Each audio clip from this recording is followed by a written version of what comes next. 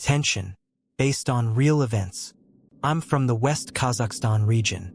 This didn't happen to me, but my grandfather told it so vividly I felt like I saw it myself. Many years ago, he and my grandmother were driving home late from a village celebration. The sky was a black lid, the road empty, and their Volga coughed once and died in the middle of the highway. No lights anywhere, just step and wind.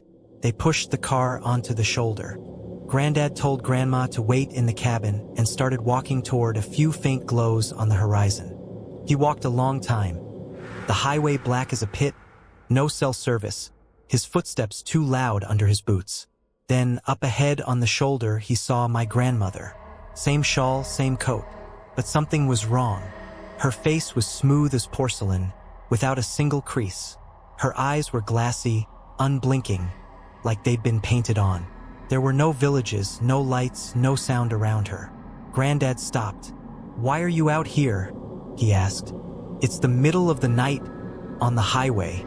Grandma slowly turned her head.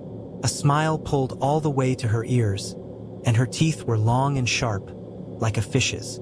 She stepped toward him without parting her lips, and her footsteps sounded inhuman, dry, like jawbones clicking. He didn't wait to see more, he ran. Behind him rose a high, freezing laugh that stretched like wire. The road seemed to fight him, lengthening under his feet. For a second, a mile marker flickered 303, though midnight was still far off. At the one bend, he spotted a weak light and sprinted into a tiny hamlet. He knocked at the first door and a short, elderly woman opened it. "Come in, child," she said. "Sit, catch your breath."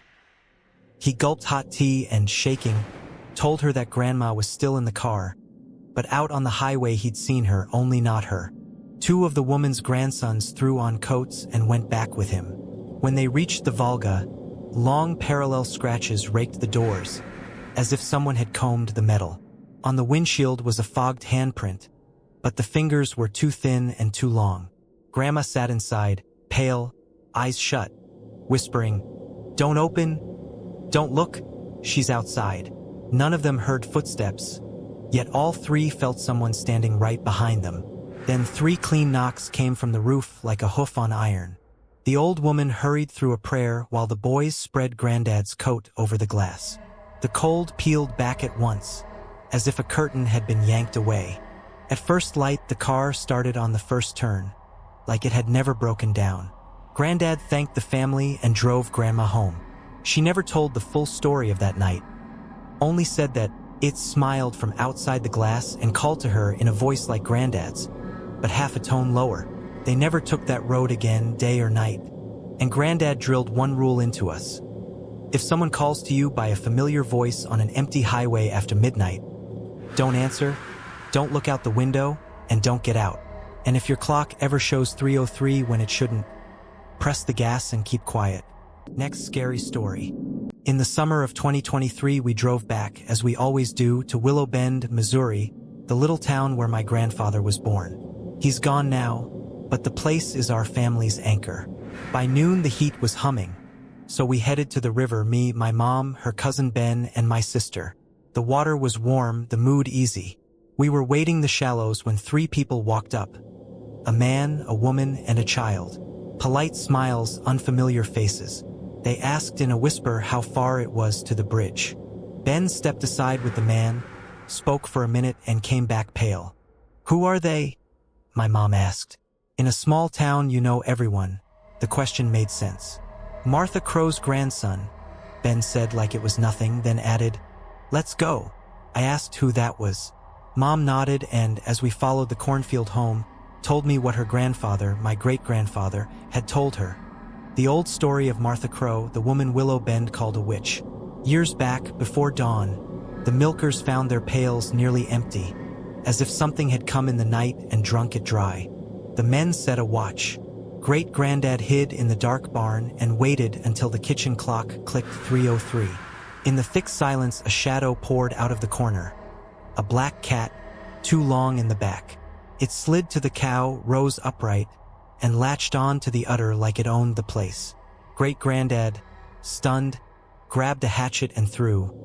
Not the blade, The handle. The cat hissed in a voice that wasn't a cat's, whipped through a gap in the boards, and vanished. On the straw it left odd impressions. 5-fingered prints. And behind the barn were cat tracks pressed backward, as if it had walked out of its own steps. By morning the whispers were all over town.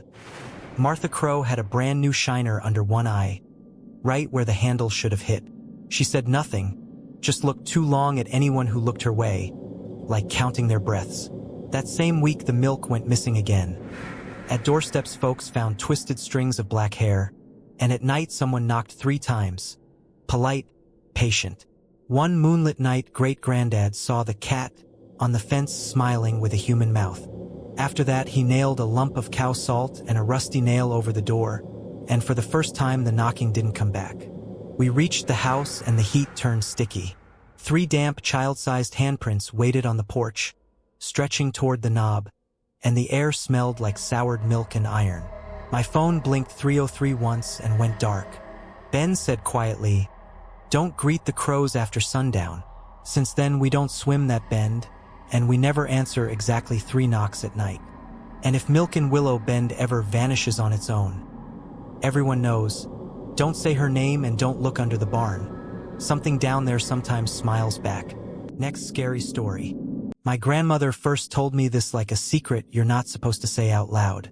It was the mid-1970s in Cedar Reach, Oregon, a small coastal town where fog doesn't just hang, it builds walls. She was a kid then, and the story was about my great-grandfather, Walter Green. That morning the fog swallowed everything. No road, no fence, no trees until you were on them. Walter was walking the shoulder home when a voice came straight out of the white. "Daddy, help! Daddy! Save me! I'm here!" It was unmistakable Mary's voice, my grandmother's. He plunged into the fog blind, calling back, listening hard. The voice kept sliding a step ahead, just beyond the ditch, just past the fence. The crunch of gravel went soft like the road had turned to felt.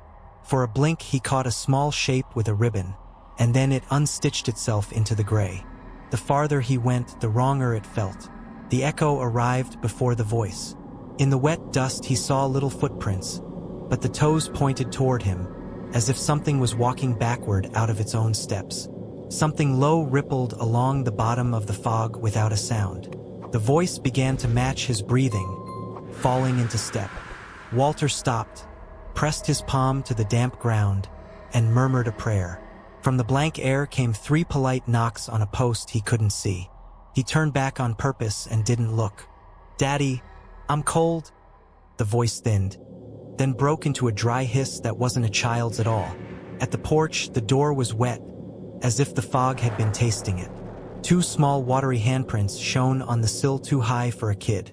Inside, Mary was asleep under a quilt, warm and flushed.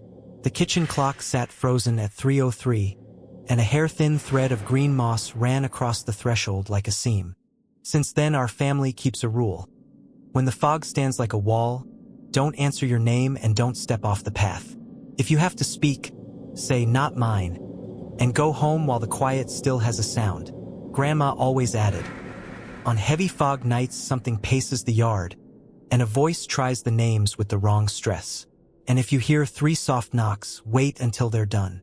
Whatever calls from the fog is looking for someone who'll come on their own. Thanks for watching until the next scary stories.